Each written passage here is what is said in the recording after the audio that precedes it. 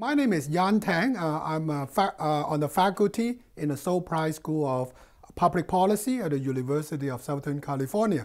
My main research and teaching areas is public administration.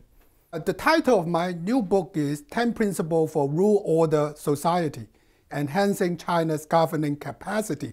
The main idea in the book is to try to tell people that when we want to develop ways of solving public problems, so it's very important to think about the use of rules, to think about how we coordinate people in terms of getting them work together to solve problems together.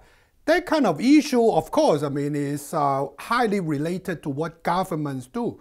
But if you think about it in a general, broader perspective, the use of rules is not just about running governments. It's also about how to run a civic organization. And actually, in my book, I actually talk about examples from running a household.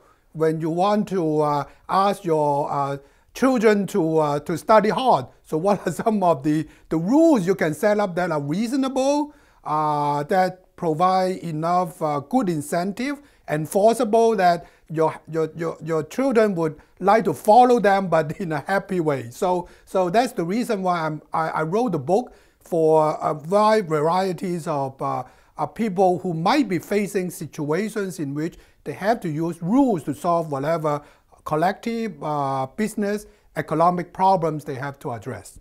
In China, the governing system, not just today, but going back 2,000 years, that is a highly centralized governing system. All the major rules, policies, decisions are made at the central level. But then the central government makes all the rules, but who is responsible for implementing them? Is mostly local governments. So a lot of situations, local government officials want to do a good job. But then the problem is, the central government official wants to do good jobs and make rules, policy that can help the country to solve problems. But because of the highly centralized structure that you create in many circumstances, kind of disjunction between what is needed and what the central government decides to do.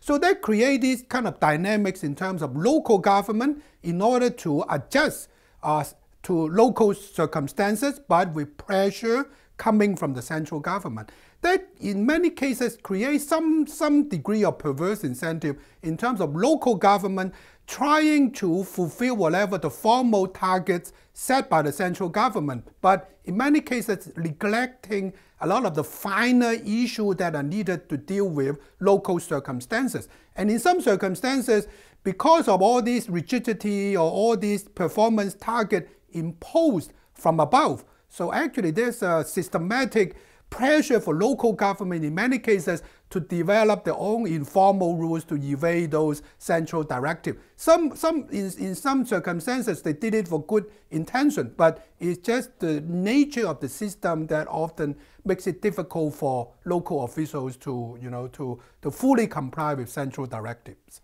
Rules should be made by those who are affected by them.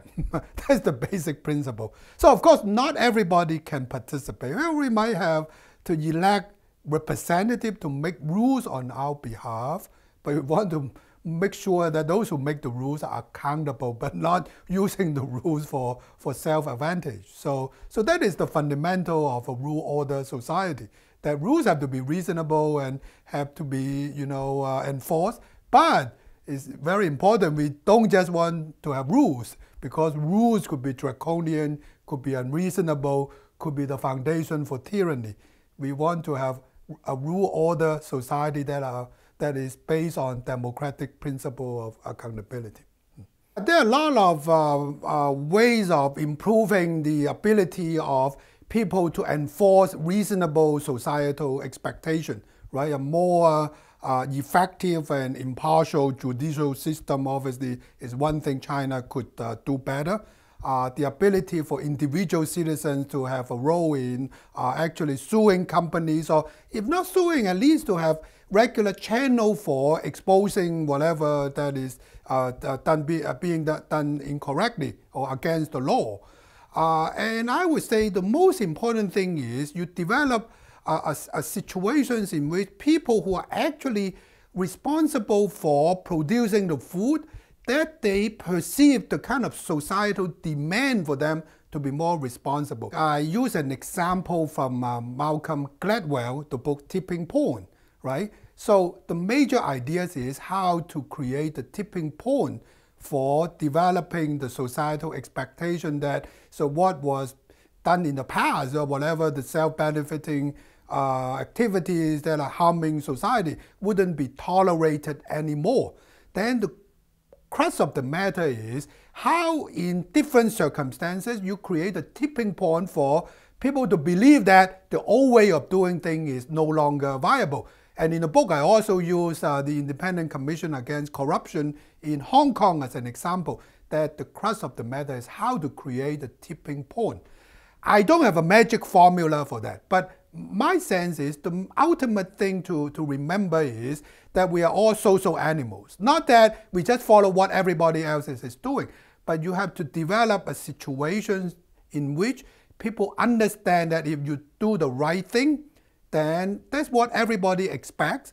But it's not just about people's expectations. It's also about doing the right thing would also be rewarding in the long run. So that's the reason why in the book, in my conclusion, I mentioned Alexis de Tocqueville, who wrote Democracy in America. So his famous expression of self-interest rightly understood is kind of the foundation of everything I said in the book is how to develop a rule-ordered society that is based on people's self-interest rightly understood. Unless you use that basic principle, then it's very difficult to really expect a well-functioning, a productive and humane, reasonable society. My hope is anyone who has read my book should come up with actually a rather optimistic view about China's future. Because in the book, even though I mentioned a lot of the problems happening in China traditionally and nowadays, and the very reason why I wrote the book is I thought, actually China could there are a lot of ways China could do better. And there are ways, and we know more or less some of the basic principles by which the whole Chinese society can improve on by itself. So ultimately, my book is, the way I read it is optimistic. And actually, I showed my book to some of my friends, and some of them actually were saying that, oh, you might be too optimistic about what you propose would be actually adopted by those in power. Then I would say the way I would try to convince people is, think about it. We have a emerging China. Everybody is hopeful. And in many cases, we now really want to think long term. It's not just about whether you make a lot of money in your lifetime, but we think about how to keep China a good society, prosperous society, a reasonable democratic society for future generations. If you want to think for the future, even though you're in power, you're benefiting yourself, but you want to preserve China as a good rule-order society for your future generations. So it's something that is very important. So on that note, that's the reason why I would describe my book as ultimately an optimistic book about the future of China.